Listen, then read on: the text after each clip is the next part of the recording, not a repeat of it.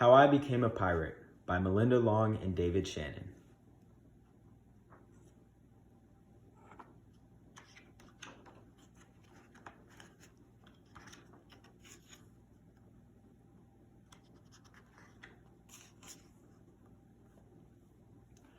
Pirates have green teeth when they have any teeth at all.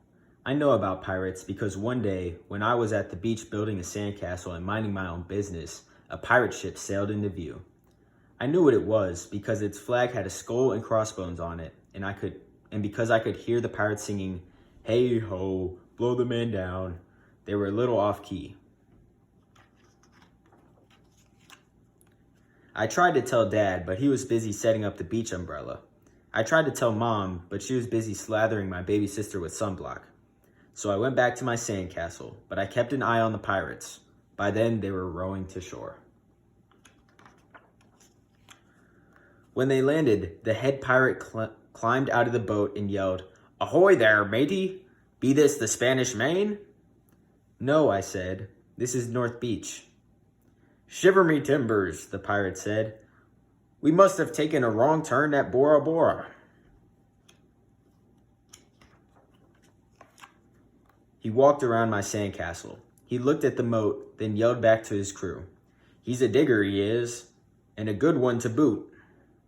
"A good one to boot," the others agreed. What be your name, matey?" the head pirate asked. "Jeremy Jacob, sir," I told him. "Well, Jeremy Jacob," he said, "you're looking at Braid Beard and his crew. We've been needing a digger like yourself. We've a chest of treasure to bury." "Aye, treasure," the others shouted. "You're coming with us," Braid Beard told me. I didn't think Mom and Dad would mind, as long as I got back in time for soccer practice the next day. That's how I became a pirate.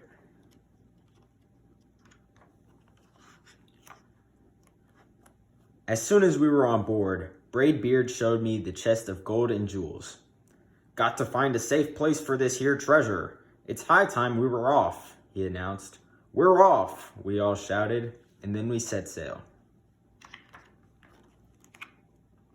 There was plenty to do on board. The pirates taught me to sing sea chanties, the louder the better, and to say real pirate stuff like landlubber and scurvy dog. By dinner time, I could speak pirate perfectly. I also learned pirate manners. Braid Beard pounded his fist on the table and yelled, "Down the hatch, me laddies! Down the hatch!" we all shouted. Braid Beard gulped his food and said, "Hand over the meat!" "The meat!" we all roared. Nobody told us to finish our spinach. There wasn't any. Or to chew up on our carrots. They weren't allowed on board. We talked with our mouths full, and nobody said please or thank you. After dinner, I tried to teach the pirates to play soccer. Braid Beard kicked the ball and yelled, "Arg, soccer! Arg, soccer!" the crew yelled. Then everybody dove for the ball at once, and it rolled right off the deck. "After it, me hearties," Braid Beard commanded. "After it," we all whispered. We fought over who would go get the ball, but it didn't matter anyway, because a shark came along and swallowed it in one gulp. So much for soccer. By now it was past my bedtime, but nobody tells pirates to go to bed, to take a bath, or to brush their teeth. Maybe that's why their teeth are green.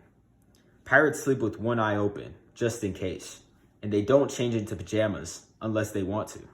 Pirates don't do anything they don't want to, except maybe swabbing the decks. I wanted to be a pirate forever. But then I found out what else they don't do. When I couldn't stay awake any longer, I asked Braid Beard to tuck me in and read me a story. "Tuck you in?" he bellowed. "Pirates don't tuck." "No tucking," the crew cried. And the only thing they had to read was a map. "Don't you have any books?" I asked. Braid Beard looked confused. "Books?" I didn't even bother to ask about a good night kiss. It wasn't easy to fall asleep without a story, but I was finally dozing off when a storm broke. Thunder boomed and lightning flashed. I tried to hide under the covers as waves slammed up against the ship, but I kept falling out of my hammock. I couldn't find anyone in the cabin. They were all on deck. "Lower the sails," Braidbeard shouted. "Batten down the hatches." Everybody ran around yelling and lowering and battening. Nobody had time to sit close and tell me it would be over soon. Nobody even noticed me. I decided that I didn't want to be a pirate after all. Just then, flash, crack, flash! Lightning hit the mast and split it right down the middle.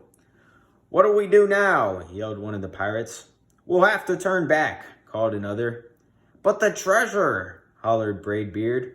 "Where will we bury the treasure?" I stepped forward. "Maybe I can help," I shouted over the wind. "I think I know the perfect digging spot." When the storm was over, we rowed back to shore and buried the chest. We drew a map so we could find the treasure again, but I don't think I'll need it. After that, the pirates repaired the ship and got ready to set sail. Before they left, Braidbeard handed me a flag and said, "You make a fine pirate, Jeremy Jacob. Guard that treasure well. We'll be back to get it soon enough." "Soon enough," the crew repeated. "And if you ever need us," Braidbeard added, "just run the Jolly Roger up yonder pole." "Up yonder pole," the others shouted. "And maybe I will, but not today. I have soccer practice."